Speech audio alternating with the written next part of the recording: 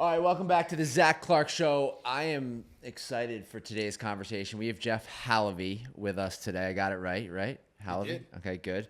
Who is an award-winning multi-exit entrepreneur in health, wellness, and technology. Currently the founder and CEO of Continuum Club, which is a luxury wellness club using biometric data and AI to deliver precision wellness. And the goal there is to scale that and make it available to everyone. So we're going to get into that because I am a consumer, a proud member, and it's been an awesome experience so far in my quest to run the sub 3-hour marathon. Wow. Welcome, Jeff. Thank you. Thanks for having me. We're excited that you're here. We could start in a lot of different areas because your story is incredible and it's one of hope for a lot of people. And I feel like that's going to be delivered today. But I want to start at 22. You're 22 years old. The wheels are coming off. Can you bring us into what happens there? I mean, there's some depression, there's some substance abuse, and You went right for the jugular. yeah, right for the jug. I mean, that's what we like.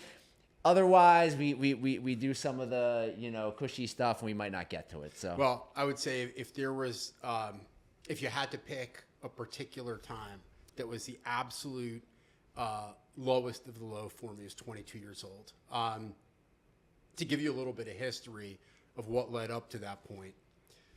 When I was 14 years old, I had been having these headaches, pressure around my eyes, and I was told that these were sinus headaches. And about a year goes by, and I see different allergists and stuff, and they're giving me injections to treat my allergies. And one morning, I'm a couple months shy of graduating elementary school. I wake up, and I can tell my pillow's wet because I feel it against my cheek. And I lift my head up, and it's soaked in blood. It looks like a small animal had been murdered on this pillow overnight. It just drenched. Wow. So I freak out, call for my mom. My mom comes to my bedroom. Thank God she doesn't freak out because that would have only made things worse. She's very reassuring. And she says, "Oh, it looks like you had a nosebleed." Now she knows this is not a nosebleed. right. And so I go to the doctor. Things then progress very quickly. And someone takes an image of my head for the very first time, an x-ray. This is 1993, okay? So no one had done an MRI, no one had done a CAT scan, no one had done an x-ray, despite these ongoing and increasingly severe headaches. The x-ray results come back, and I still remember this perfectly. I remember even what the doctor, looked like and everything. I'm there with my dad at that point, and he's got the x-ray up, on the light box. And he goes, "There's definitely something there. You need to see a specialist immediately." It turns out that I had a non-cancerous but softball-sized or pear-sized tumor right in the middle of my head. So directly beneath my brain, behind my eyes, and above my hard palate. And it had grown to the point that it was less than a paper's width away from my optic nerve. If your optic nerve gets compromised, you are blind for life. There is no repairing that. So it's imperative that I got surgery immediately. Even the surgery itself was kind of crazy because the first surgeon who was going to operate on me, this was a vascular Where are you living? tumor. Where are you living at the time? I am living in New Jersey, actually, at that point in time. Originally from Arizona, but then most of elementary school and high school was in New Jersey. So do you come into the city? I'm living in New Jersey. Do you come into the city? I actually went to St. Luke's Roosevelt finally. Okay. Now it's something else. Yeah, it's it's not St. there. Yeah. So, but I go to St. Luke's Roosevelt. This is where I eventually end up. The first surgeon that I was going to see, though, did not realize he needed to embolize the tumor, cut off the blood supply of the tumor. And had he proceeded with the surgery, I would have bled out on the operating table unequivocally. They would not have been able to stop it. My parents just had like a gut instinct that he wasn't the guy for whatever reason. And so despite the timeliness of it, they wanted a second opinion. and ended up having my life saved by Dr. Yusef Crespi, who's the head of otolaryngology at St. Luke's Roosevelt, at the time. And he first embolized the tumor site 2 procedures. The one was going in through an artery near my groin. Not fun, by the way, at 14 years old. At any age, let alone at 14, kind of like an awkward time. But they send a tube all the way up to your head, and they shot little plastic darts into the tumor to cut off the blood supply. Wow. It shrinks the tumor first a little bit too, cuts off the blood supply. And then the question everybody asks usually is, well, how did they get it out? I don't see any scars or anything.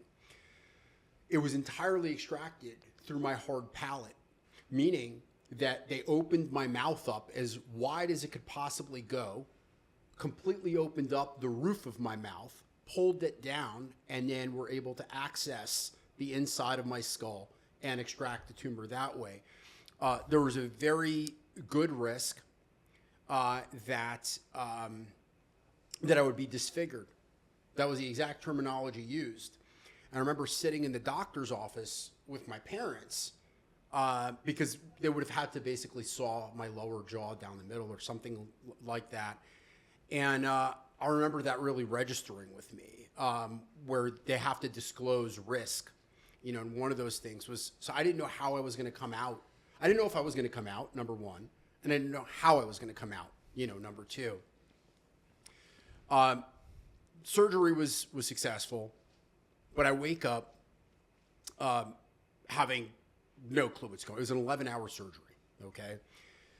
I wake up having no clue what's going on. And by the way, what I will share with you, well, let me say this first, and then I'll give you a piece of what happened the night before the surgery.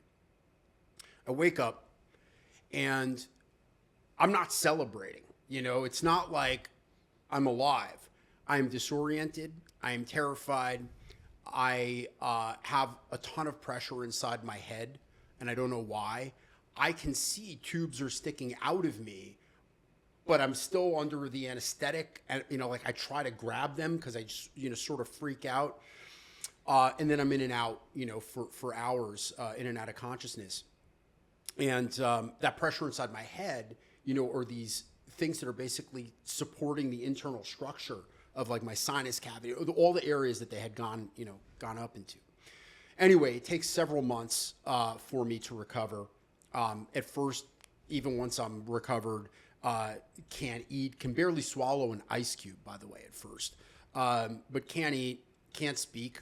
There was a chance that I would need to, go through relearning how to speak properly and, that sort of thing. But then I land on the other side of this, and I am okay. And I start my freshman year of high school. So this is 8th grade going into It's freshman 8th grade. I missed the graduation trip and all that stuff. But then I start high school. And for the most part, this was treated, not by the fault of anybody, but this was treated like it was a broken leg. Mm. Leg broke, cast went on, it healed, you're okay. Get back on the field. They're not putting you in therapy. Bingo. We're brain tumor brothers. You know how to brain tumor? I did not know that. Yeah. Yeah, wow. So I'm right there with you every step of the way, going, getting the MRI.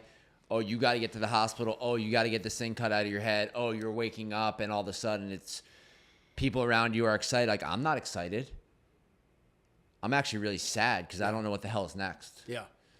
I can relate to that. And I think for me, it wasn't just sadness. It turned out there'd be some anger there too, because so I start my freshman year of high school, and I start having these crying bouts. I start crying out of nowhere. So everything's normal in my day. All the normal school stuff is going on, social stuff is going on. And then all of a sudden, I feel like a sudden onset of crying.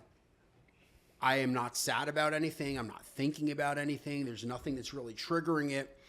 And so I get really good at running and hiding so that I can go cry. Because, by the way, when you're a 14-year-old boy in your freshman year of high school, you don't want to be showing up at school crying every day. Right. Okay, right? So run to the back of the school and, out into the woods behind. I've ducked into bathrooms. Anyway, one day my mom finds me crying in the basement of the house. And she's like, what's wrong? What's going on? I'm like, nothing, leave me alone. At that age, you don't want to discuss anything, right? And she grills me to figure out like what's going on. And I couldn't tell her because I truly had no clue. And so that turned into a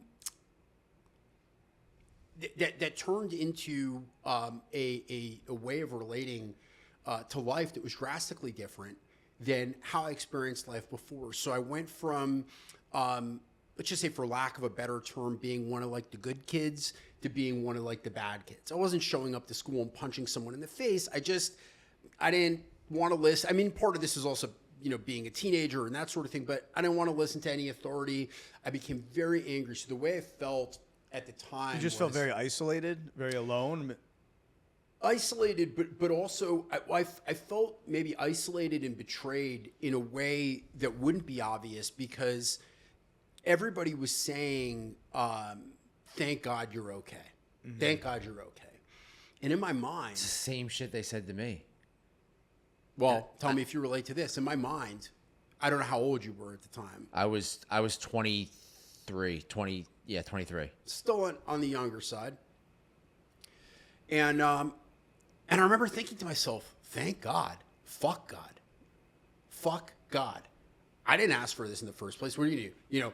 Break my leg and then give me a crutch and I'm supposed to say thank you, Right. It just made no sense to me. And because I didn't have any therapy or anything like that, I didn't process it. Now, I don't blame my parents at all. When this all went down in 1993, nobody was talking about PTSD in kids at the time. PTSD, Trauma, PTSD.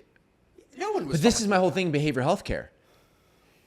I get a surgery, you get a surgery, whoever gets a surgery, you go in, you go to the hospital. Their job is to fix the physical problem that is taking place in your body. For me, it's a tumor. For you, it's a tumor.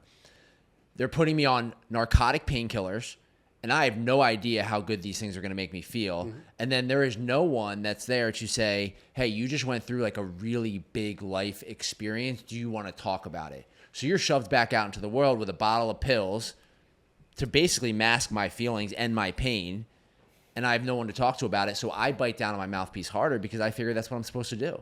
Well, it's less dramatic, right? I mean, if you think about a war scenario, for example, it's very easy to understand, and I have friends like this. One friend in particular comes to mind, sitting next to a buddy of his who was alive 1 second, now is not only dead, but there are pieces of his skull and brain now, spattered on his uniform, right?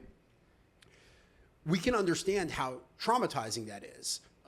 Something awful happened. It's incomprehensible. You yourself came very close to death in that moment. It's a little different and more abstract when it's being done in a medical context, and then you're okay. That's the thing, is the problem, gets solved. I didn't realize this, though. It took me 25 years, basically, to realize that I had been living with PTSD. Because like you said, bite down harder. I was very high functioning. By the time I was diagnosed, the therapist I saw said, honey, how have you been living your life, let alone in New York City of all places, walking around like this? Because I was like, my nervous system was always turned up to an 11. And the emotions were, could you regulate your emotions like during that? I mean, because I for could me, white knuckle my way through anything. Yeah. I relate. That was the adaptive response. So I could be on TV, I could smile. I knew how to put on a game face and do life regardless. Handsome, by the way, didn't affect, you got out. Yeah. I appreciate that. Thank you. Jack's got a nice scar. Yeah, I got the big thing in the back of my head, so I get the questions. Oh, but. I got other scars, but they weren't from surgery. Yeah. So anyway, You threw me off with a handsome comment. Now I feel all, I'm gonna blush. Therapist, 25 years living with PTSD. PTSD. But so there's one part that I mentioned the night before, because so what I had said all these years when people would ask me, well, weren't you scared? Weren't you scared? And I said, nope, too young, too dumb, just listen to the adults. If you had waterboarded me for the truth, I would have given you that answer. Turns out that wasn't true. My psyche constructed that story to protect me. The truth of the matter is, the night before, and I had a conversation with my mom about this. I'm having like holy shit revelation because that's, I still to this day, were you scared before? No. A lot of people have that experience. It turns out it's not just us. I have a conversation about this with my mom. And I said something about not being scared. And she's like, what are you talking about? And I said, well, I wasn't crying. I wasn't freaking out. And she goes, no, you weren't doing those things. But the night before your major, because I had 2 procedures, the embolism and then the extraction itself, I looked at her. By the way, just to index this for everybody, I watched the final episode of Cheers that night. Oh, wow. from the hospital. And after that episode, at some point, I turned to my mom and I just very matter-of-factly asked her if I was going to live or die. Mm-hmm. And she said to me, you may have forgotten that, but I will never forget that because I stayed up the rest of the night crying after I reassured you that you were going to live. I say all that because you asked me about my low point at 22 years old. But what I've found is that most people don't just show up at their low point. There's a whole story that has led up to that point. There have been multiple forks in the road that have ultimately led up to that point. And so for me, the undiagnosed PTSD that then, by the way, led to self-medication starting in high school. So I didn't even know why I was into partying, which is the way Did they put you on pills? Do you remember the painkillers? Yeah, I mean, I was on pills, but those were not problematic for me. So when I was in, you mean like painkillers? Yeah, after because that was a big part of my story. I got put on the painkillers, and then that just led to a whole, because I felt so good. Yeah. They worked. That was not the problematic part for me. The problematic part was really one of self-relations. Mm-hmm. I was angry. Part of me even hated myself for being so weak to get the tumor. I mean, it sounds bananas when I say it out loud, but seems normal. But it was a self-relation issue, and then because of access, socialization, those sorts of things that ordinarily happen in your high school years, all of a sudden I can feel a hell of a lot better about myself, and it's completely socially acceptable. Like if you're getting obliterated in high school, you're just cool. You're not an outcast. What kind of, were you playing sports? Were you kind of just like, were you dazed and confused out in the wood? Like, I was an interesting combination because I was like a musician and also a wrestler. Much better musician than wrestler. Oh, wow. So it's funny because like the wrestling stuff, I feel kind of was a good academic motivator for me because I needed to have at least a C in order to remain on the team, which I thought a C was a good grade personally. Me too. At the time, So, little unbeknownst to my parents, I went to high school in northern New Jersey. I feel like C plus B minus is the entrepreneur's grade point. Like that, like for us, for guys like me and you, it's like I needed the C plus just to keep people out of my shit. That's entirely the way I saw it. The interesting part is I went to high school in northern New Jersey, and it was very easy to jump on a bus and be in the city within about 20 minutes. So I'd go to school in the morning, get on a bus, leave with my friends. We'd hang out in the city, and we'd get weed, and we'd have 40s, and we lived the life. The best. And then I'd go back at the end of the day. My parents had no clue what had just happened, but they did eventually become acutely aware that I was simply not going to class. And that's when I got thrown out of high school at the age of 17. So after my junior year. Did they change the way they raised you after that? Or were they more like, you know what, Jeff had a rough one. Let's, he's acting out a little bit, or My parents did take me to like a garden variety therapist once I was like bad and doing bad stuff. Completely unhelpful. And I'll tell you why. Like I said, nobody was talking about trauma, PTSD in those days. And so help me God, I'm seeing a therapist, and not once did it ever come up, like to me or to my parents, hey, just throwing this out there, your son just almost got permanently blinded, could have died, was in the hospital for an extended period, went through this majorly traumatic thing. This might have something to do with how you're experiencing life right now. Not once. It's crazy. Everything was focused on like strategies to, I don't know, be more compliant. Basically. Well, to your point, you showed up in that drinking Colt 45, smoking a blunt. Okay, Old that's English. the issue. That's the issue. No, it's not. It's a over symptom. here. It's a symptom. Yeah. Well, let me ask you something. What, you talk this anger that you felt, but like before that experience, like what kind of kid were you? I mean, like, were you emotional? Were you very driven? Like when you felt that anger for the first time, was it like a shock to your system because you were a happy-go-lucky kid? Like, how did it really disrupt you? Because, like I'm sober, we're all, Zach's sober, like we've all been on these paths to self-destruction, right? And not everybody, when shit happens to them, goes this way. A lot of people go that way. Yeah. So what do you think it was about you or your personality that this was the path that you took, which has probably benefited you in a lot of ways in terms of your life and success? Yeah, I mean, it's funny because it has benefited me because that anger is a very dirty fuel. I think that there are two primary fuels. There's anger and there's love. And not hate, but anger. Mm-hmm. And that anger fueled me significantly with physical feats, entrepreneurial endeavors. There was a lot of overcoming, that I sort of felt at all times. But at first it was certainly only toxic.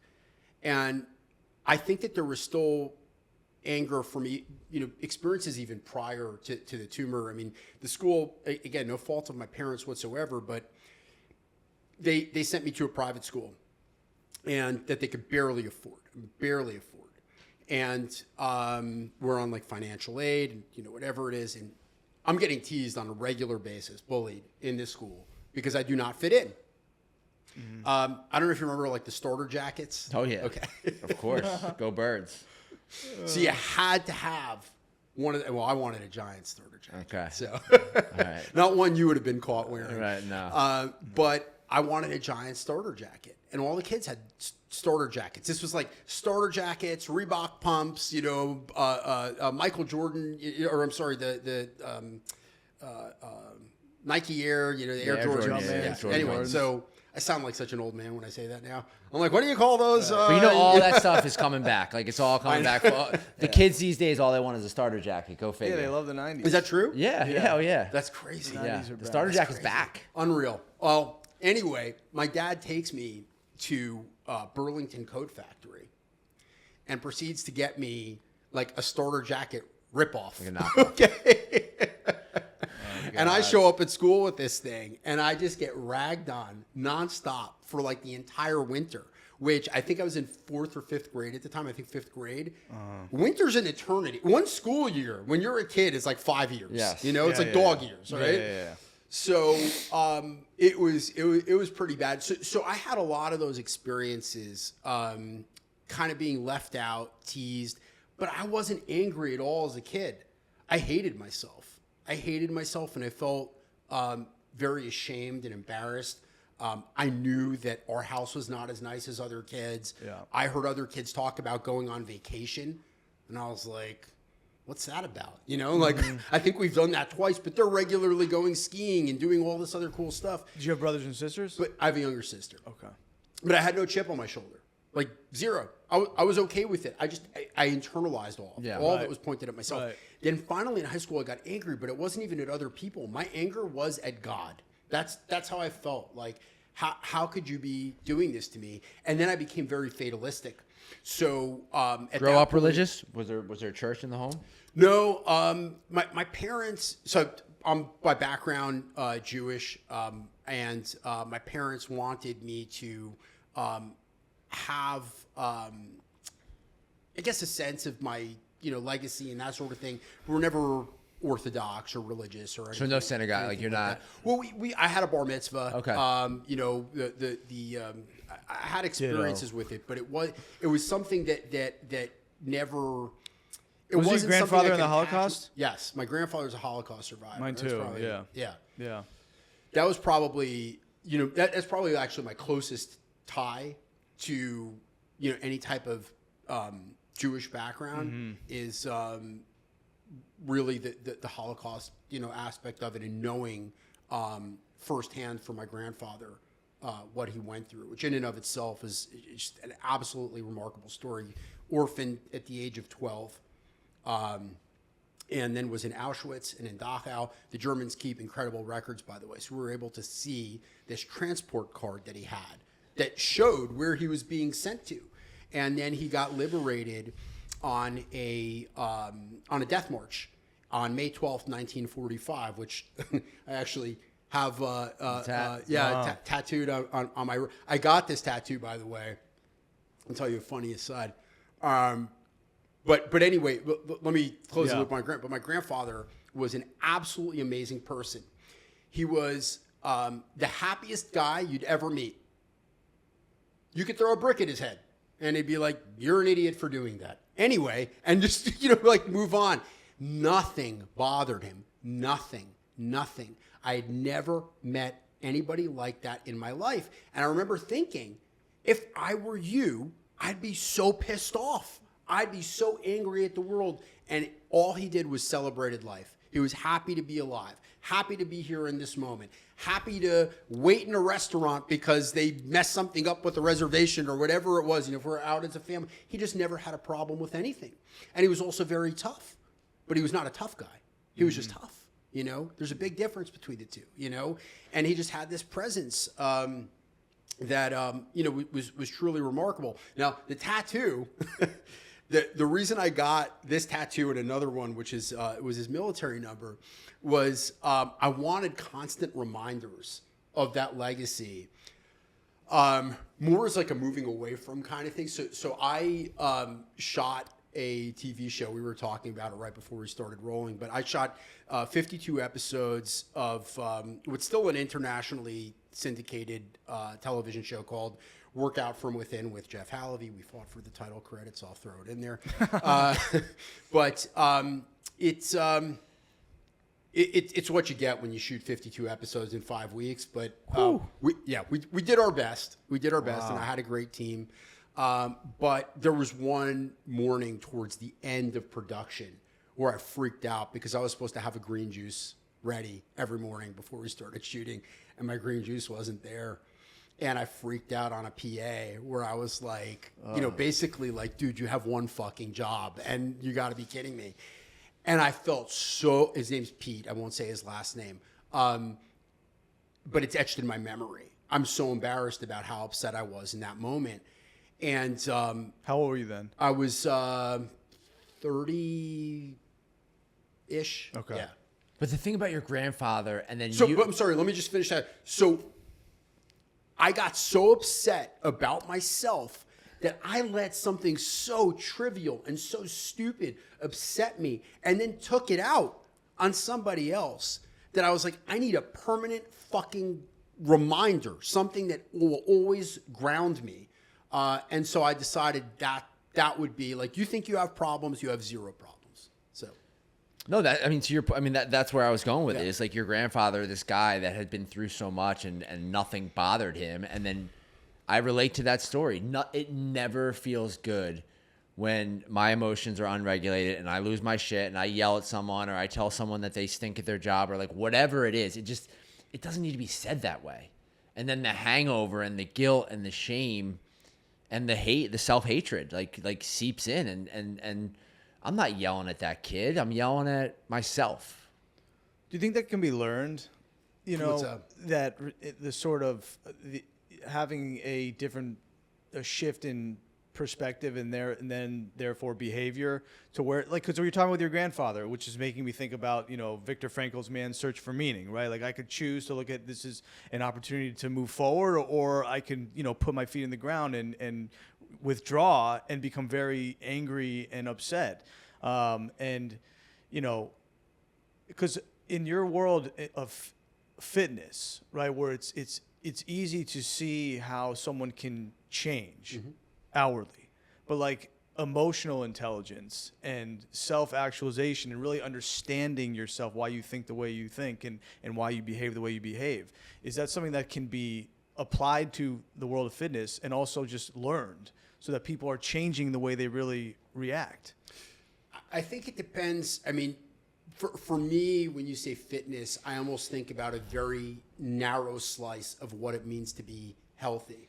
Right. And so it's difficult for me to answer that within the context of fitness.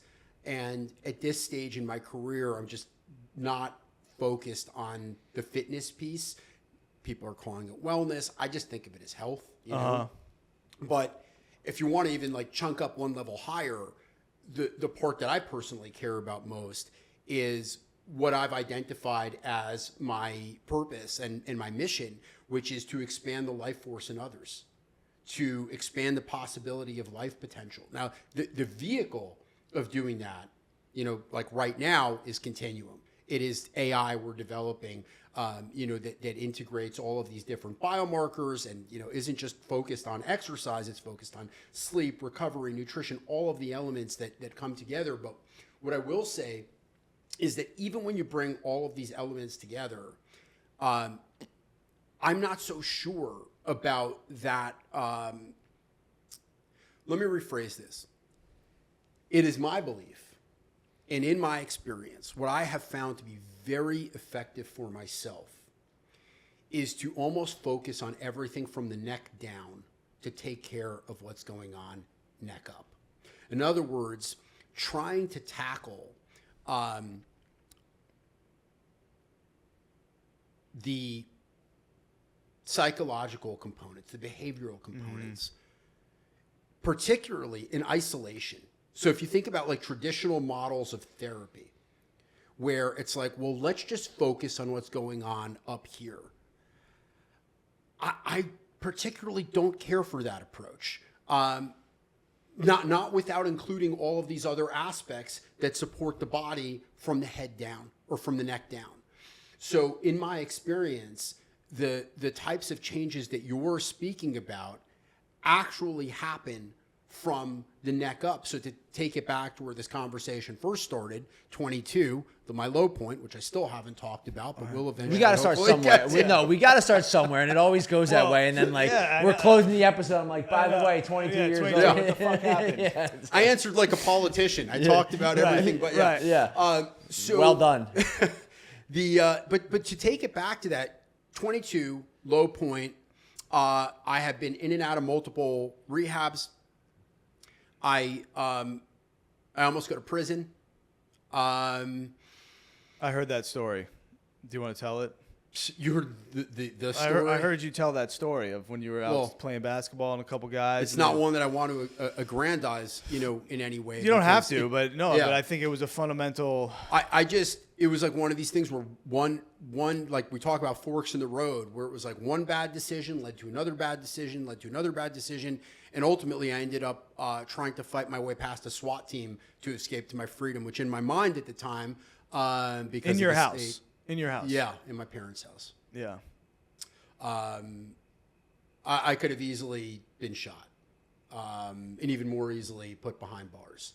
And I got very lucky to receive pretrial intervention and put on probation. I would have had a very, very different life Right. had that not happened. But between near incarceration, multiple rehabs that I had gone to, in and out, I finally land at a rehab that's working for me, and it's called the St. Jude Retreat House. It's in upstate New York. St. Jude being the patron saint of lost hope, and I felt that was very appropriate at that point in time because I was in this weird space where I knew I didn't want to keep doing what I was doing, but I felt so stuck, like I didn't know any other way. So I felt very caught between like a rock and a hard place. I want to do something different, but I just keep on doing what's familiar, even though that's not working anymore. And so I wind up there. I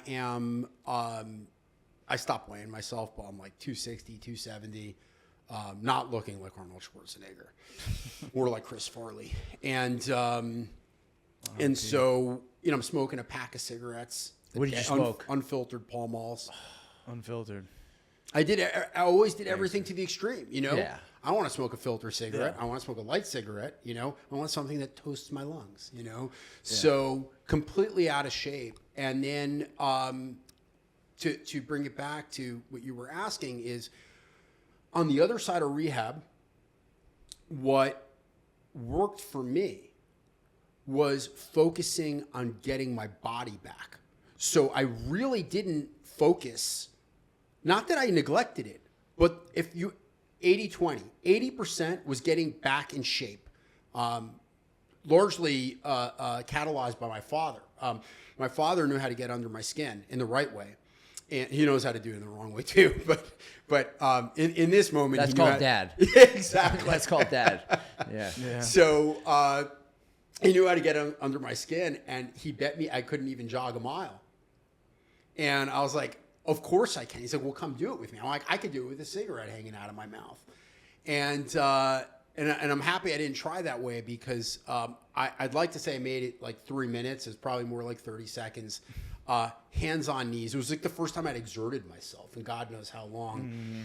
And in that moment, during which I felt like I was genuinely dying, I thought I was having a heart attack. And I remember even thinking to myself, you fucking idiot. Like, you made it through all the stuff that could have very well given you a heart attack. And now you're trying to get in shape. Look, can you believe this, Yeah.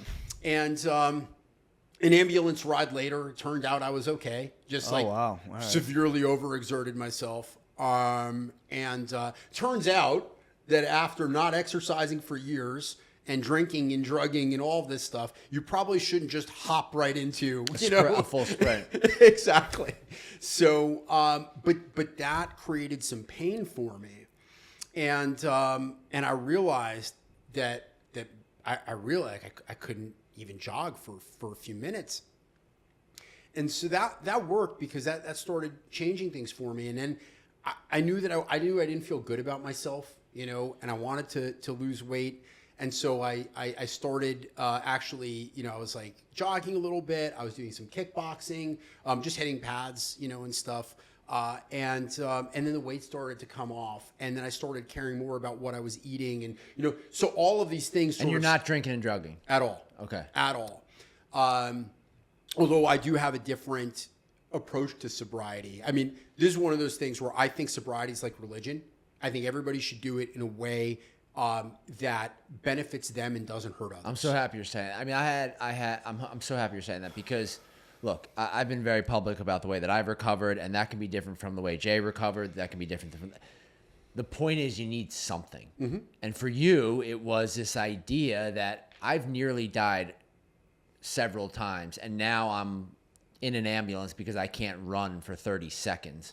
I might want to figure out my body. It doesn't matter actually if I drink or smoke, I'm going to die from being so unhealthy. Yeah. And, I had a girl write me last night on social media and said, like, I had put something up about recovery. And she said, I had 8 years from 2013 to 21 and I'm struggling now. And she was like super negative. And I said, why are you being so hard on yourself? Like, you did a lot of great work for 8 years. It's okay. Like you can start tomorrow making healthy decisions. It doesn't need to be so. And I'm happy that you're talking about it in that way because my experience is the people that stay sober or stay healthy, right, to your point, or stay well, are the ones that pick something up that replaces the lifestyle they were living.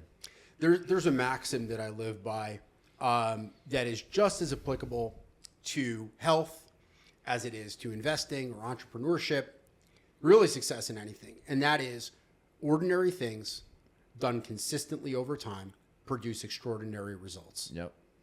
You don't have to go after not exercising for however long, or just, like people do like the weekend warrior stuff where it's one heroic 4-hour workout over the weekend. It really is about doing the boring, consistent stuff that ultimately creates the win. I think it's true for sobriety. I think it's true for health. I think it's true pretty much across the board, except it's a lot more fun to do the more heroic, and dramatic stuff. But here's the kicker. As a result of doing that boring shit, guess what you get? The fucking life you always wanted. The life you always wanted.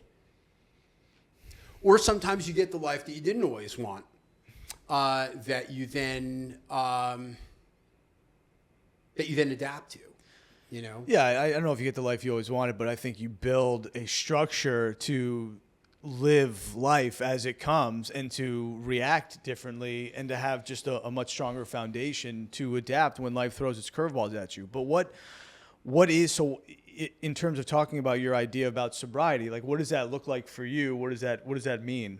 So my approach that has worked for me is Good bring back, dude. yeah. Yeah.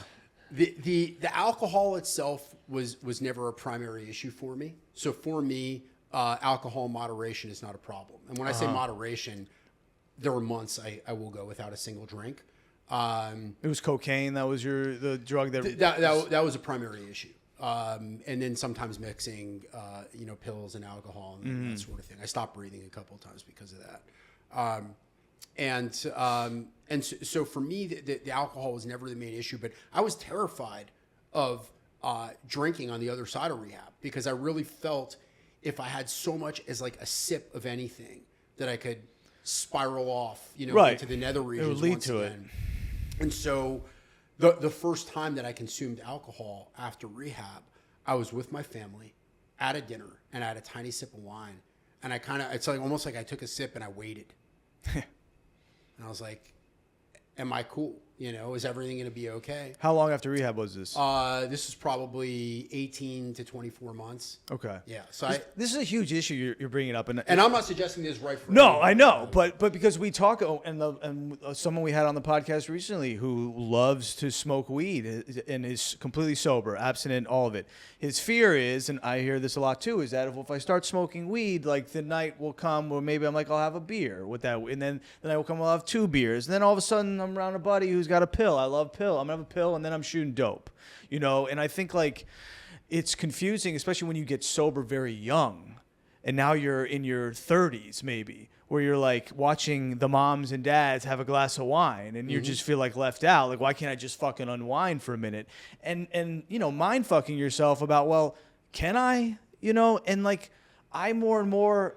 I agree with you 100%. It really is a personal decision about what works for you. But I do sort of more and more think that, like you probably could, I don't want to say it for anyone else. So it's a very internal personal thing, but so sorry, but I just wanted to say that. My experience is that for me, my internal landscape had shifted so significantly. It's almost like I had a different operating system, right? So if you try to run Windows software on a Mac, it's just not going to work, right?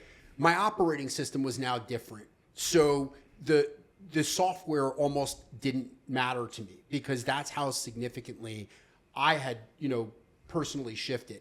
I have friends who, even, psychedelics are becoming very big right now. Right. By the way, possibly very beneficial for substance abuse, for cessation of And everything PTSD. from cigarettes to alcohol. PTSD for sure, definitely helpful. And I ended up being treated with the MAPS protocol for PTSD, which is 3 MDMA assisted therapy sessions that were completely life-changing for me. I felt like I was given the broadcast delay back, if you will, between stimulus and response that I had lost for over 20 years. It was incredible. It was and I think it's absolutely criminal that more people don't have access to this, because it is truly life-changing. What do you think about that, Zach? Not to put you on the spot, but No, I mean, I have a lot of thoughts about what we're talking about. You know, it all comes back to me. Can you be honest with yourself? Can you really be honest with yourself? For me, personally, I know that a mood or mind-altering substance does not agree with me. And your point about when you take that sip of alcohol, like, am I cool? I take that sip of alcohol and I am sprinting to go find, you know, heroin or whatever. And I know that to be true about me, right? So I'm just not the same thing, but both things can be true. If you're able to moderate alcohol and you're sitting here at 46 years old and you're living a healthy life and you are happy, who the fuck am I to say, you need to stop drinking, you know, or you need to stop? Like, that's the point. We point the finger so much, and that doesn't work. It's like, hey, you want to try what I try? Come along. I think it's what you just said, like the fundamental promise of recovery, really, I think when you're really seeing it actualized, is what you said, a complete rearrangement of attitudes, ideas, and emotions, right? Like, and that's from like the 12-step literature, but like anyone who I've seen that has really had a profound experience after putting down the drink and drug, it wasn't because of the drink or the drug, right? And so when you get to that place, which I think a lot of people who just stop drinking or stop using drugs don't, they leave out well, now what's the work that I really have to do inside of me? You know, when I think you get to that place, that's when you are, you know, that's when you're in recovery, you know, like, and it's hard to describe because it really is a subjective experience. But like, you got to a place where you knew, like, I am fundamentally not who I was. Correct. You know, I'm prepared to go out and live this way and make these choices. Yeah, I mean, look, what do substances do? They alter your state, right? We can all agree about that. Why do you need to alter your state? Because you're not okay. Yeah. It's that simple. If you become okay, you don't need to alter your state. And if you don't need to alter your state, then the substance is less problematic. I'm not going to say entirely not problematic, to be perfectly clear, because I do want to be respectful of anybody like yourself that has made a decision and knows themselves. I think that's really the most important thing, is, are you being honest with yourself? I knew I was being honest with myself. I knew, so help me God, before I went to that last rehab, I knew there was no way I was ever going back to the life that I had. I was 100%. I made up my mind before I even went. Yeah. Well, I appreciate the way that you're talking about it, because there are people that will fight abstinence and shove their way of thinking down your throat, and that doesn't work either, right? Like, because I have seen, what I know to be true is I have had friends who have gone and done the ketamine treatment and have had life-changing experiences, and they have found a freedom and a happiness that they deserve. Mm-hmm. I have also had friends who have gone and done the ketamine treatments, and they are now nowhere to be found. So it's just a slippery slope. And I believe that, going back to what I said, if you are honest with yourself, that's all that matters. Because if you take that drink and you realize very quickly that you go right back to drinking the way you were 24 months ago, then you probably can't drink safely. Yeah. The big book actually says in AA, if you are not convinced that sobriety is for you, go to the local bar and have a couple pops. See how it works out. And if you're able to do it, congratulations. Right. But there's a lot of work to get to being honest with yourself. Of course, that's the kicker. It's very hard to do that, and oftentimes you need other people around you who you trust. You need open-mindedness, you need willingness, you need humility, you need vulnerability. I mean, these are things which are very difficult for, you know, men in particular to access. When you're talking about, like, how am I really being honest with myself, or do I have like a quiet whisper that I'm ignoring because I just don't want to deal with it? You know, so in terms of you and like your journey, you're 22 now, you know, are you still doing music? Like, how do you get on this? I completely quit music. You quit. I had to abandon it. Do you regret that at all? People, places, things, you know, I knew, this is another one I knew before I even went to my final. I mean, I was playing music here in the city.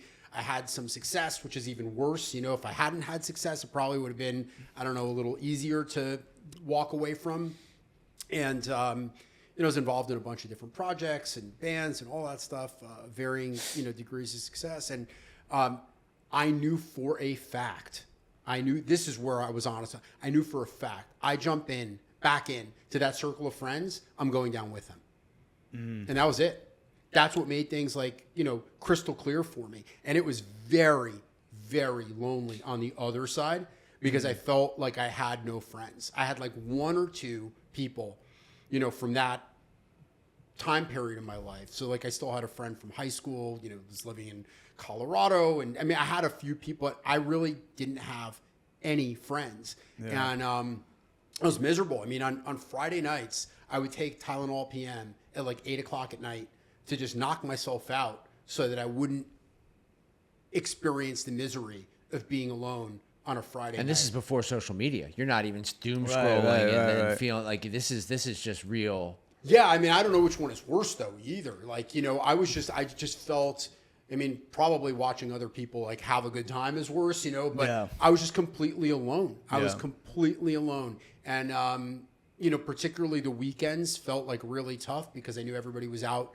doing something, and I was afraid, to go out with them and, people that I knew. And then there were circles that I just wouldn't travel in anymore. So I'm all alone. And so my solution was, if I'm not awake, I can't do anything bad. Right. And I also won't experience, the pain of it. So I used to take Tylenol PM literally 8:00 on a Friday night, just to. And do you find your new community in the fitness world? Is that where that comes from, or is it? I found my new community in a lot of different places, So I'd say smile, dude. The smile that comes out when someone smiles about community, that just tells me they're not alone. Yeah, it's fucking awesome, dude. Well, because I have a cool, eclectic community. Because even now, I started after my wife passed, I started jiu-jitsu just to give me something else to do with my body, take my mind to a different place. And I kind of don't want to say I have myself figured out, but I felt like I knew what I needed, and it really stuck. But even now, I've got my jiu-jitsu people, I've got my entrepreneur people. I've just got a smattering of different groups of just people that I like, and I don't feel, it's kind of interesting now that I think about it too, because, when I was younger, I had one group, and it was the group. I mean, a lot of them were musicians, but it was the group that would go out and get fucked up together constantly, and now I have groups that do different things. And interestingly enough, a lot of them are completely so, and they never even necessarily had any challenges with addiction, but they're completely sober. Mm-hmm. They just don't drink. One of my friends who's a very well-known founder of a household name business, just doesn't drink, no drugs, nothing. It's his approach. It's personally what he feels is right for him. So it's kind of cool. And I think a lot of things are also shifting too, where there's permission. You're being given permission by the world to explore what it might look like. And there's people like us out there talking about it who have had some success. So it's oh, well, if he's doing it, I want to, if I may, you glossed over very quickly. Your wife was named Rory, right? Is that, yeah. And so, and we don't have to dig too far into this, but I will say the goal is to be helpful with this podcast, and a large contingent of my following is women.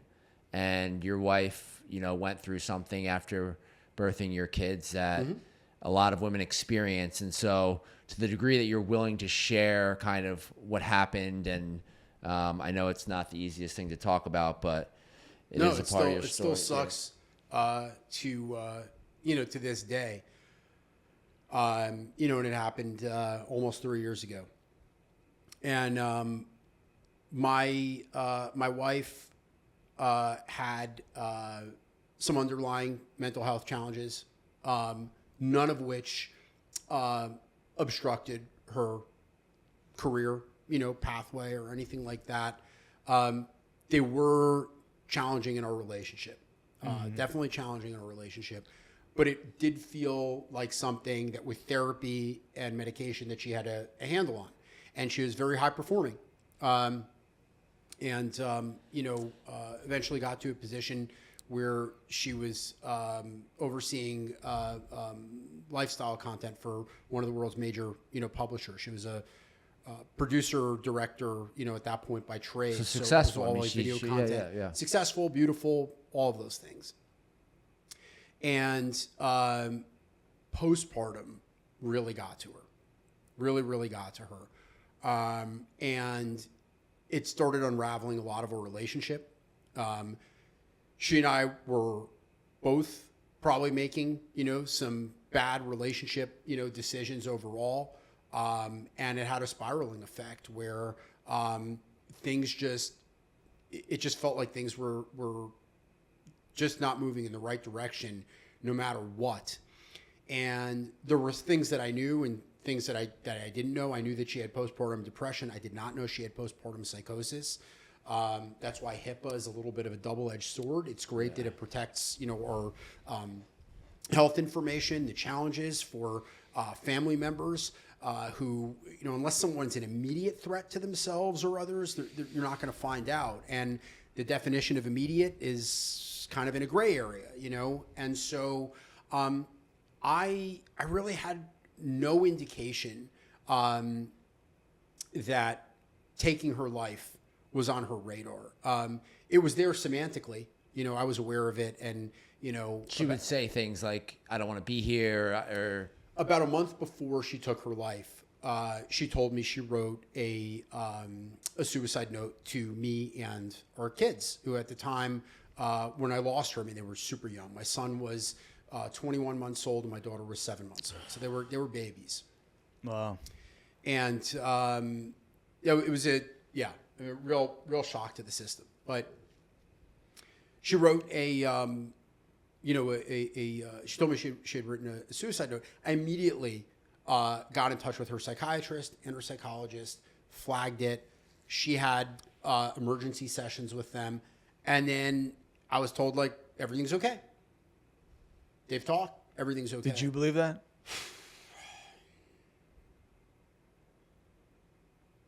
I don't know.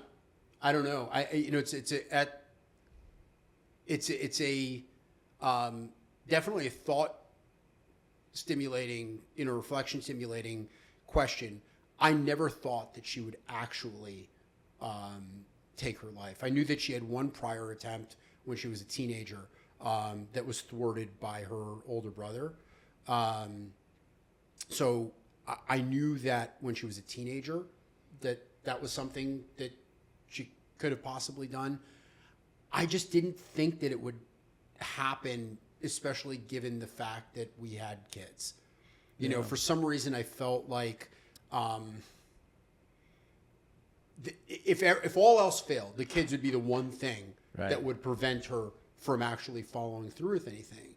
And then one day, September 29th, 2022, I'm at my office in New York at the time. I'm sorry, in Fort Lauderdale, at the time leading, a tech startup that was just commercializing its product, early AI company, about 100 employees, just like you mentioned you have, now. And I get a text message. I'm in the middle of a meeting. I get a text message, and I look at it on my Apple Watch, and I start scrolling through it. And it says something about being cremated, and I'm like, what the fuck is this? So I almost kind of blacked out, where I didn't say anything to anybody in my office. I just ran out of my office, jumped into my car. I lived 3 minutes away from the office. And I'm looking at the Ring cameras as I'm driving there to see if she's leaving or doing anything. She's still there. I get to the house, and I jump out of my car, run into the house, and and I call her name out, and I don't hear anything. And unfortunately, it was too late. Within the 3 or so minutes that it took me to get home, she had successfully ended her life. So I tried to rescue her. Immediately called 911, and It was too late. And the kids were there? Or? She waited until the kids went out for a walk with the nanny. They were at the park. So. I mean, thank you for sharing that. I mean, it's terrible. What do you say? I guess a thought I have, though, is that in that moment or in that period of time, we started this talking about the 14-year-old boy who has this thing happen to him and then just reacts with anger and vengeance and how could you do this to me? What are you thinking? Like, how are you moving through the world? How are you looking at your children? I mean, I can't imagine. First and foremost, I would say that my kids saved me. After the initial shock, I mean, the first 72 hours or so I have fragments of memory from that. But amongst the things I remember is that every single time I thought about what happened, I would get like an explosion of tingling in my chest and arms and felt like I was about to pass out. It was surreal. I mean, there was, and it's so sad because I can feel how this landed with both of you as I say it. And at the same time, do you know how many families are going through this very thing right now? Because mental health at the level of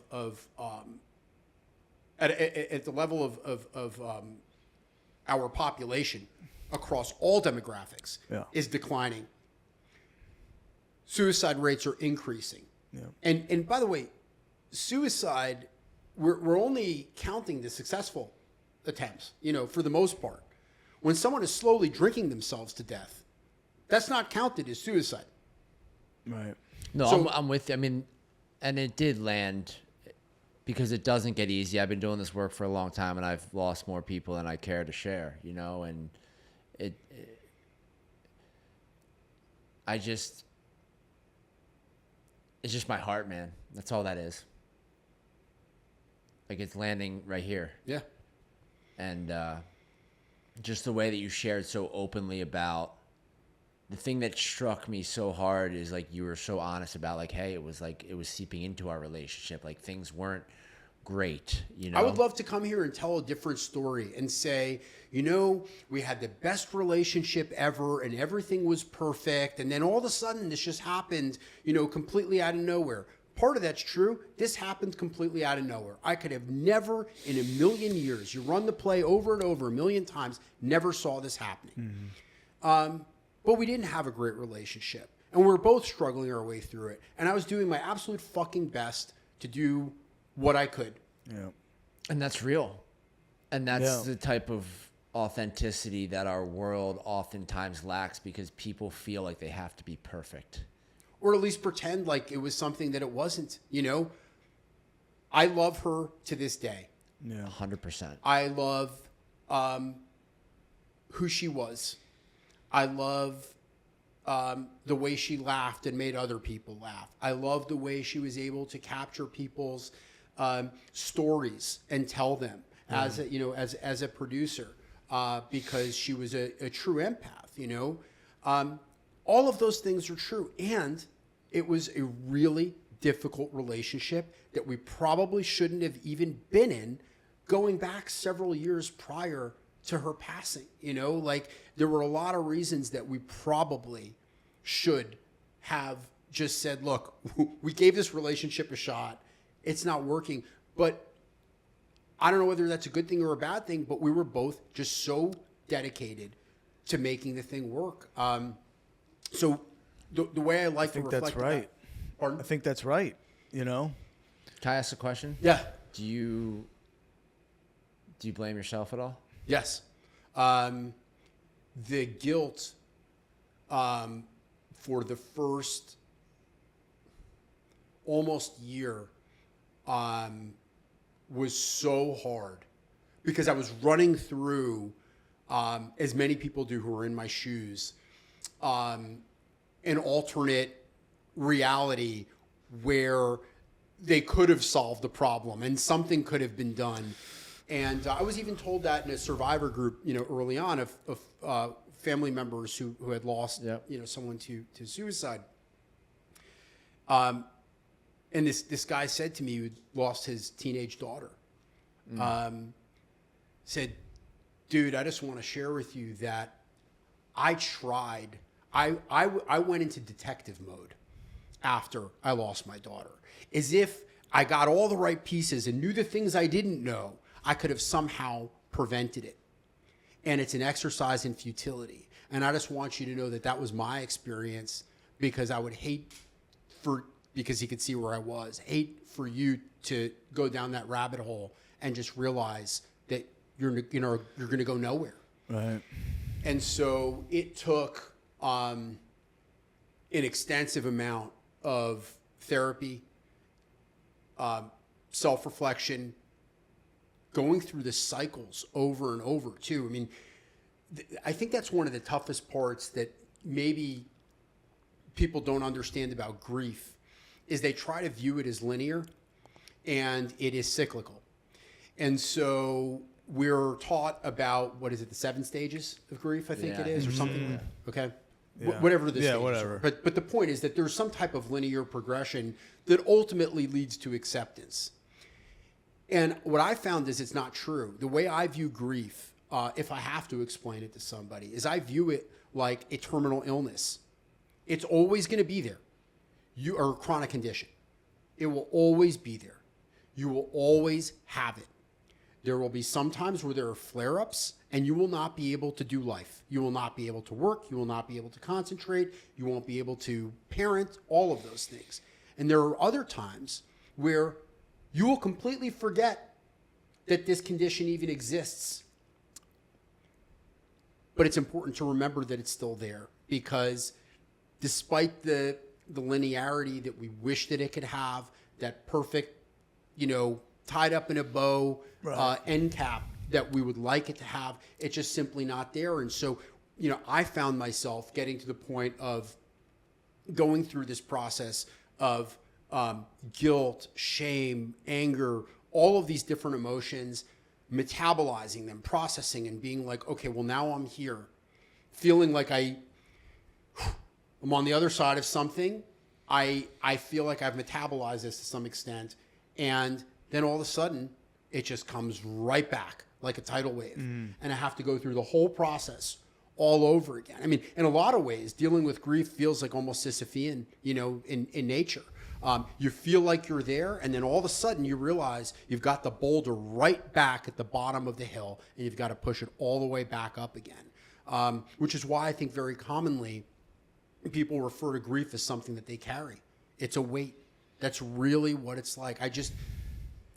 One of my good friends, longtime photographer too. We kind of met each other, believe it or not, back in the day. Well, you said I was handsome before, but back in the day, I did a little bit of modeling when I was about 20 some odd years younger and had a little more hair and all that good stuff, and probably 20 pounds lighter too. But I met my friend James Farrell, who's photographer who shoots for Nike and Lululemon. He does these like huge campaigns and everything. But he lost his daughter when she was 18 months old. I mean, just an unreal tragedy. And they still don't know why she passed. But he just posted the other day, because he's got a tattoo of her name on his fingers, and he talks about the way he's metabolized it.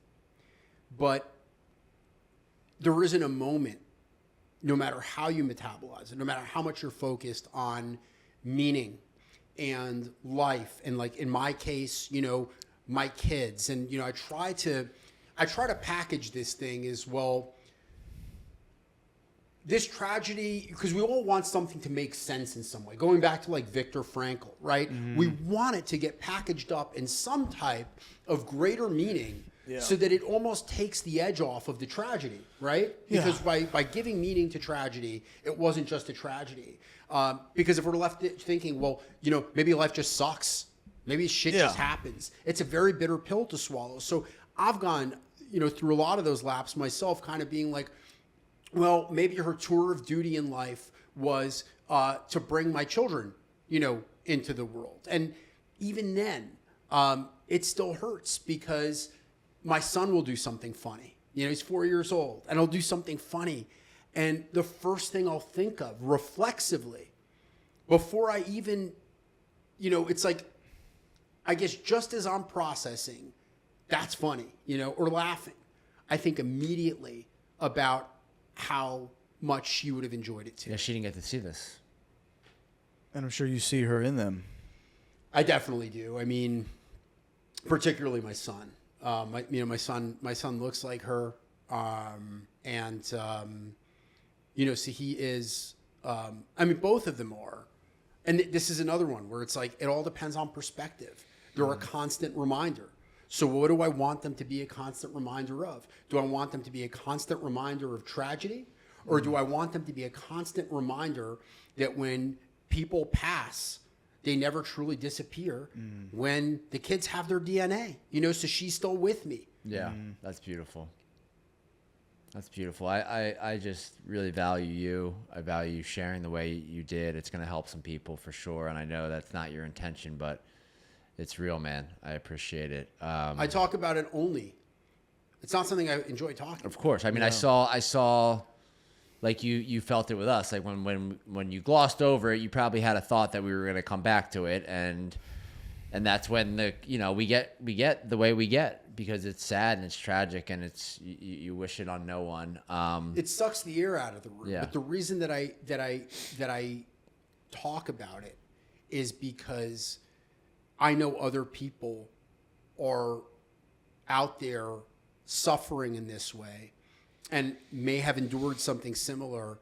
And the way we are as human beings, just knowing that we're not alone provides some degree of relief. Yeah, there's someone listening to this podcast that just had a child and is supposed to feel joyous and they don't, and they reach out to you or however that goes. But that's the point of all this stuff is that, yeah, you are not alone. I want to shift gears. Would you say that's the number one thing though? Would you say that identification of, of seeing your story or seeing yourself through someone else's journey is the thing that helps you, move through it with it?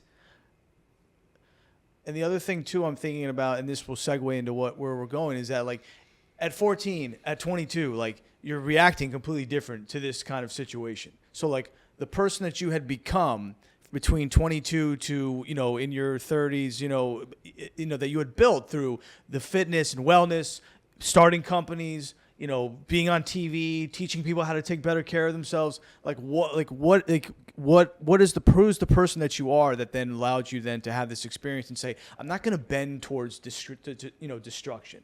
I'm going to choose to see this as an opportunity to move forward in a different way. But I have my family, my kids, the life I've built. This is not going to define me. I don't remember the first half of your question. Don't worry about it. I just was going. But the second half, what I will say is, we'll come back to, I use that metaphor of the operating system.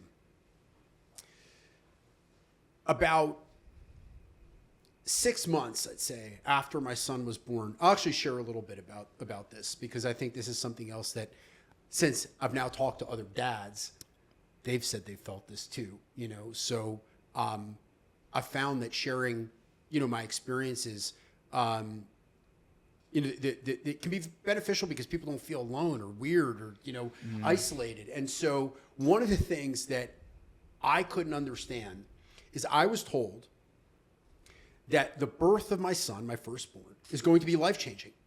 The second he pops out, everything's going to be different. And I didn't experience that. I didn't experience it all. I was happy. It was cool, but I didn't feel fundamentally different as a person. And I remember 2 months went by, 3 months went by, and I'm waiting for that magical bond that's supposed to happen. And it's just not happening. And I start to really wonder, whether I'm defective, and a lot of these negative voices from my childhood start to even creep back in, whether I'm a piece of shit and all these other things. Like, we all have that certain language that we use for self-talk, negative self-talk. And a lot of these things come back. And then, I couldn't tell you exactly why, but it was right around when my son first laughed, when it was like 6 months old, like a real laugh. All of a sudden, I fell absolutely in love with him, like absolutely head over heels in love with him. And it was like another operating system upgrade happened, and I was now father. And the change in operating system to father made it possible to weather the storm after my wife's passing. Because my primary focus after those first 72 hours, week or so, was to make sure that my kids were okay. It's like all I cared about. And so my daughter was very young. That was almost like the easier one of the two, quite honestly. My son was now acclimated already to nighttime books and rituals and that sort of thing. And so I had to do it. And so, I'd sit there with him on my lap, in the rocking chair in his room, reading him, Made for Me, and what's the other one? He used to call it Goodnight Gorilla, but I think it might be Goodnight Zoo. But I'd be reading him these age-appropriate, books, and I'd be crying, and he had no clue. And he'd sit there on my lap, and I'd barely be getting through it, but I'd think to myself, like, I need to do this for him.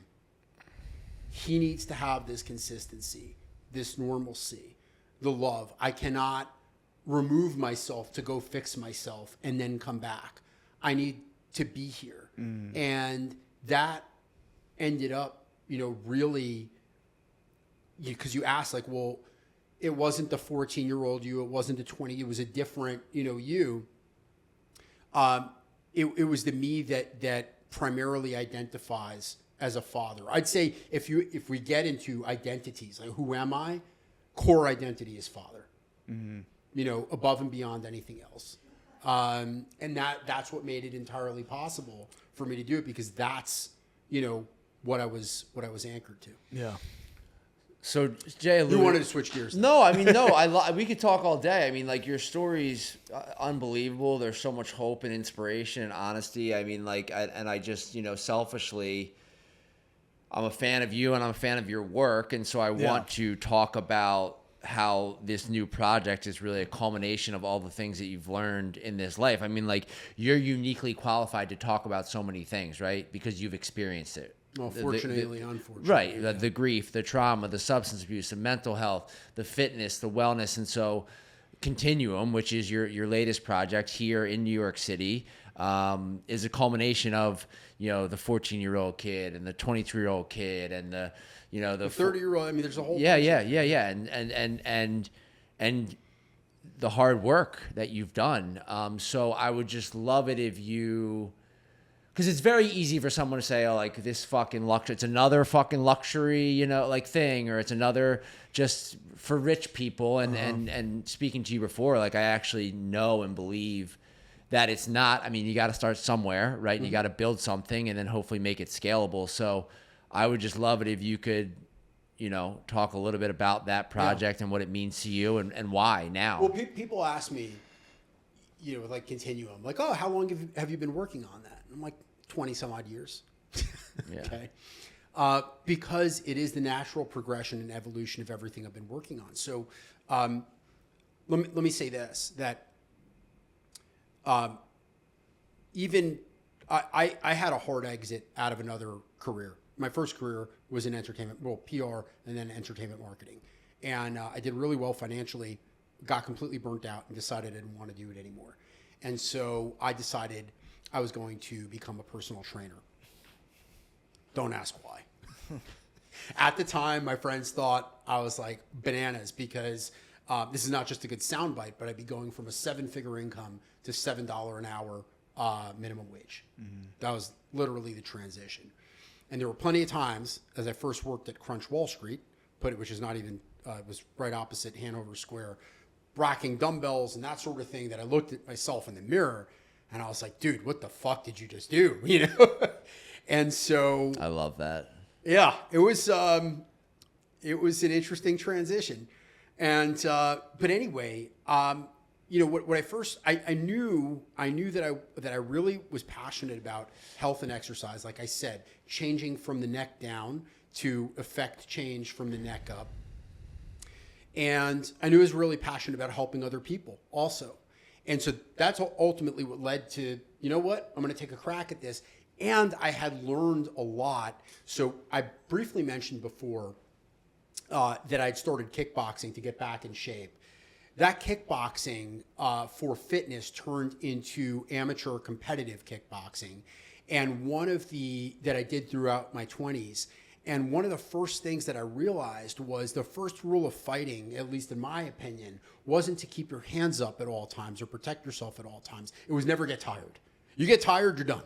Right. So I started on my own studying exercise physiology to figure out how I had this dream of making myself like invincible, you know, like I would never get tired.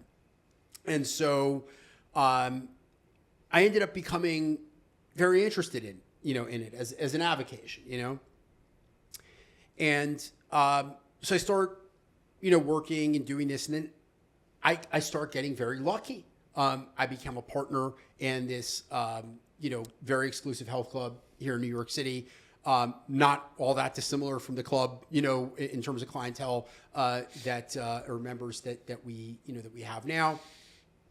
I end up getting asked by the Biggest Loser to fill in for Jillian Michaels while she's out on leave. Amazing. Out of left field, like I had no TV career. This was like completely out of left field. They scouted me. I thought it was a scam at first because, they reached out. They said, I'm like, this, I don't know, this sounds kind of weird. And then NBC went with, what's his name? I'm forgetting Brett Hobel, first year, Dolvett Quince the second year. But then I ended up getting my own TV show. But then I ended up on the Today Show. Things kind of bounced around. But I got very, very lucky. And then amongst those lucky opportunities that I had is I got hired by Michelle Obama to create a technology-based program for Let's Move, her childhood obesity initiative.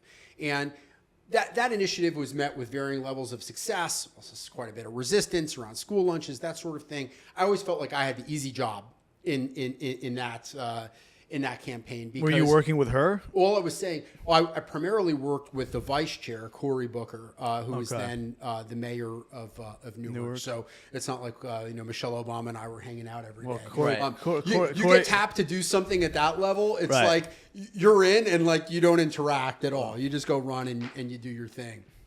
But the program leveraged early wearables in order to motivate and incentivize kids through prizes to complete at least 60 minutes of incremental daily physical activity. So they had a red circle on their device when the day started, and they had to take it from being red to being completely green. Nice. All right?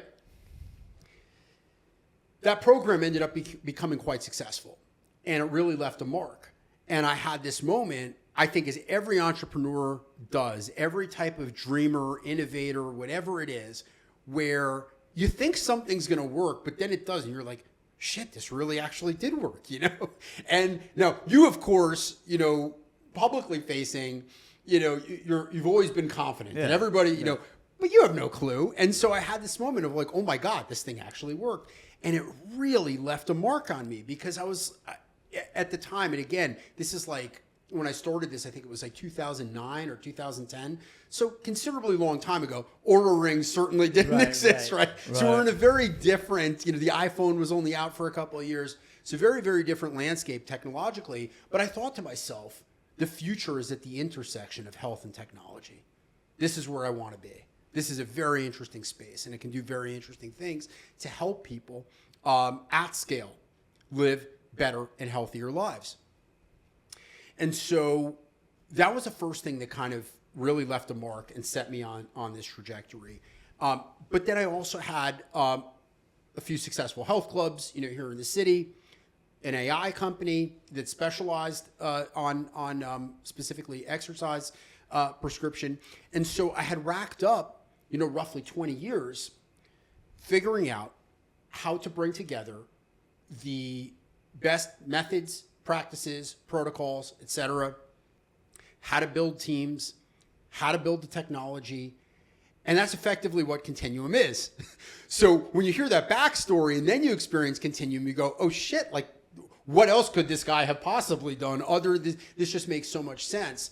The place is so legit. I mean, it's so sick. I mean, you roll up, there's someone standing out before you enter into the space. I mean, I'm sure this is all stuff you've thought through. Is like, what's up, Zach? And then there's some probably level of or whatever, and then you're downstairs and everyone's greeting you, and it's awesome. It really, you've built a special, and the team there is kind. My team is amazing. Yeah. I really love my team, and particularly I'll give a shout to Juan, our doorman, who I believe you're referring to, who's absolutely fantastic. Has become a neighborhood staple. Everybody in the neighborhood knows him. But dude, they're starting to. I don't know if it's Juan or who. Just ran a 5K on Father's Day. He got inspired by so that's what I love about this, is that everybody it touches gets inspired to go, so I'll tell you one of the maybe it's the greatest success I've had as an entrepreneur. The greatest success I had as an entrepreneur is one of my employees bought one of my companies. That's the best. And we did it as an installment sale because he wasn't. So I was already in a sales process. He approached me, and I was like, are you going to be able to fund the transaction? Let's get creative, and because I really want.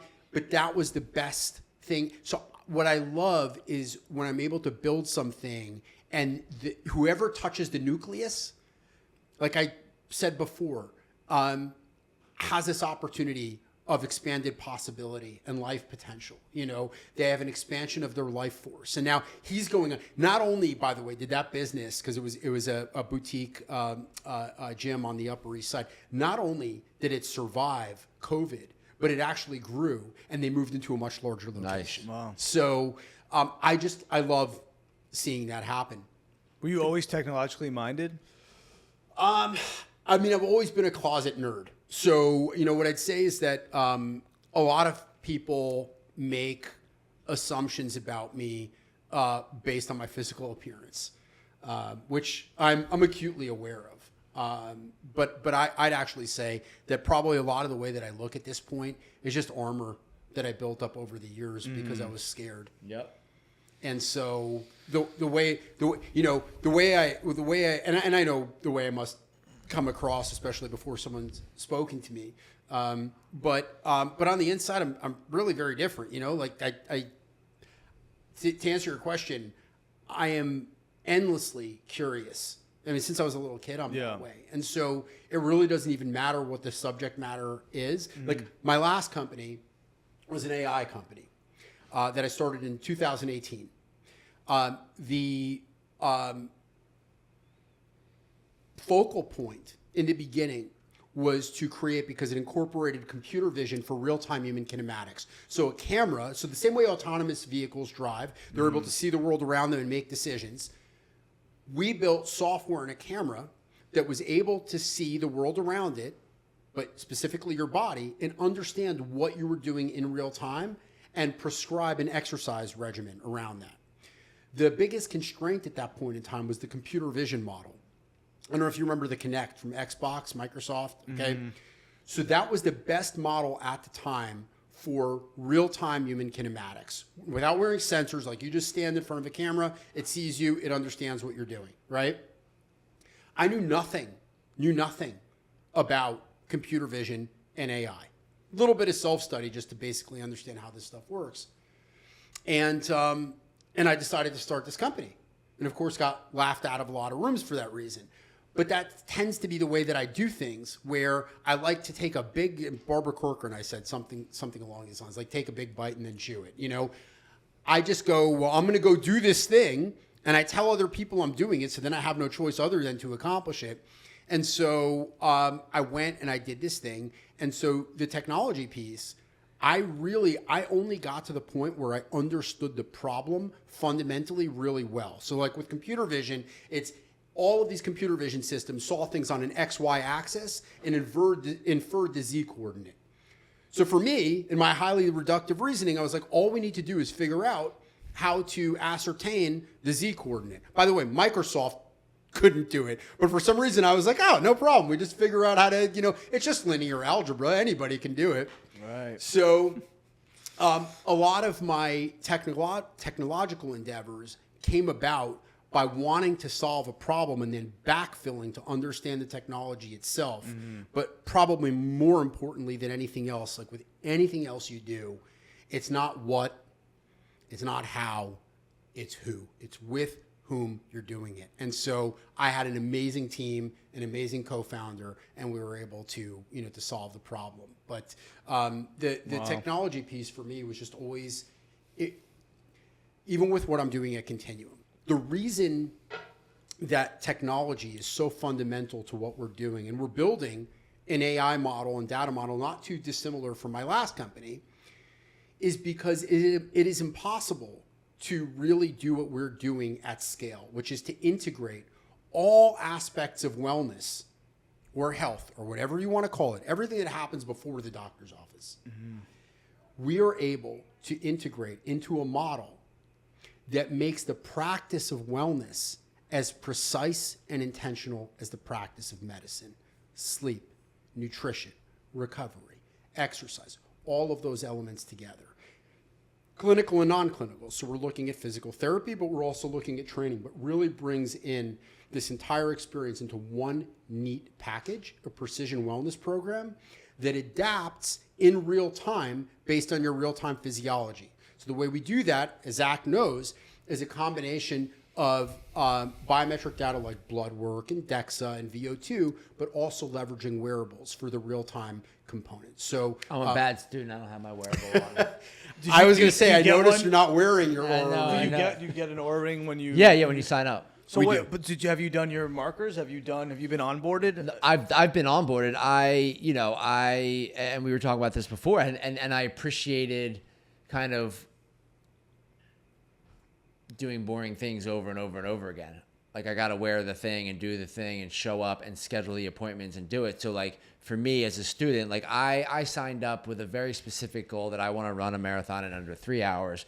And at 41 years old, I need to optimize my performance, and I'll take every little inch of, advantage or whatever you want to call it that I can possibly, because like you, like I'm a nerd. I want to know why I operate the way that I operate. And so I've been onboarded and using the space and have had, 3-4 sessions with trainers and it's go time for me now. So I better get my What does shit that together. mean? How's it different? Tell me why. Cause Well, I'll tell you one thing for sure. We don't have any trainers. Every trainer out there is certified in the United States. Very few are qualified. Uh-huh. There's a big difference. Yeah, he should speak to, not me. I mean, this is not. I want to hear. I'll I like hearing your experience You with can it. speak about it experientially. I'll just tell you, of course. quantifiably, to even be considered to be part of our human performance team. We have two types of individuals on the human performance team. We have clinicians and non-clinicians. They all possess doctorates or masters in their respective fields. So on the clinical side, they're physical therapists. They have doctorates in physical therapy. On the performance side, they have doctorates in exercise science, kinesiology, that sort of thing, or master's degrees. They have a minimum of at least 6 years of academic experience, right? You got 4 and 2 for a master's, plus 5 years applied. So they have a minimum of 11 years before they're even considered for employment by Continuum. So you're dealing with true subject matter experts who are able to navigate the entire terrain for you. I mean, I remember you were mentioning before we started about Darnell? Yes, Darnell helping you. He's tenured. I mean, we're a startup, so tenured means a little over a year, Yeah. but has been with us for a little over a year. But best. they go so much beyond. They're not glorified rep counters. Yeah, no, after sitting here talking to you, I believe that. People have been recruited from all over Best the of the country. best. Yeah. So let me ask you this, and I know we're gonna wrap it up soon, but what do you say to the idea of using technology can strip humanity, can make the person too aware, self-conscious, develop, anxiety around, tracking this stuff, being so hyper aware. Like before COVID happened, like no one knew what the fuck a virus. You know what I mean? I do go both ways. Like the sleep thing. I'll wake up some mornings and be like, that's bullshit. I slept well. So like that's. Well, what do you say? I'll share two things. I don't want a machine to tell me if I slept well because Yeah. I know when I slept well. So I'll share two things. So firstly, to close the loop on the tech piece, the reason the technology is so important to what we're doing at Continuum is because we're going to deploy the very experience, like you mentioned. It is certainly not inexpensive. It's very cost intensive to do what we're doing right now. But what we're going to be able to do next year is decouple the technology from the club so that we can now launch the technology at scale at a price point that most people can afford, a subscription that's around $20 a month, not $10,000 a month. Right, and like an app. That's correct. Now, as for the fears around how the implementation of technologies can go wrong, that's something that is actually under very deep consideration within our design and user experience. And so what I found was that people don't want dashboards. They don't want data. They think they do, but they don't. Right. Because you don't know what to do with it. Mm-hmm. And they don't want dashboards to tell them sort of like, they want direction. And so I can understand without more of a global perspective where you wake up and you see your sleep score was 60 and you're like, oh, now I'm going to have a terrible day. That can be very challenging. We use a proprietary orb system. It's a data visualization tool that's also going to become a veritable digital twin. So it won't just be prescriptive, it'll be predictive. But we use these super cool glowing orbs that help you relate to your current state of physiology that really, at least in our early user testing, help people manage that relationship with their data much better. Because now we're not just throwing a number at them, or it's always being given in a much more global context. Mm-hmm. So people are getting a true idea of their current physiological state. So it's not just how you slept last night or what you ate or what your last blood work, results were. It's bringing these all together in a very, again, like integrated and interrelated way that create what actually is a very complex health picture, but make it very simple for someone to understand. So I think that at least in early testing, people feel almost like it's like, here's another 90s reference. People feel like it's almost like their little Tamagotchi. So you're just taking care of the orb that is you. And so you get almost like this like little bit of a softer gamified experience that feels a lot friendlier rather than waking up with like a 60 sleep score and you're like, oh, 60 is a failing grade, Yeah. It's that entrepreneurial D or C. Awesome, dude. Well, that's the idea. We're rooting for you, man. This was awesome. I appreciate you and what you've built and what you stand for. And, for a guy and for men to sit here and have the conversation that we just had, it's really meaningful. So appreciate your time, appreciate your flexibility on scheduling. He was flexible for me. I had a call I had to be on. And so look, man, it's just all love. And anything else before we wrap here? Nothing I can think of. I really appreciate you having me. Really good conversations both before we started and during. So appreciate you listening. Thank you, Jeff. Keep doing the good work, man. Thank you. That's it for today. And we will be back very soon with more inspiring conversations.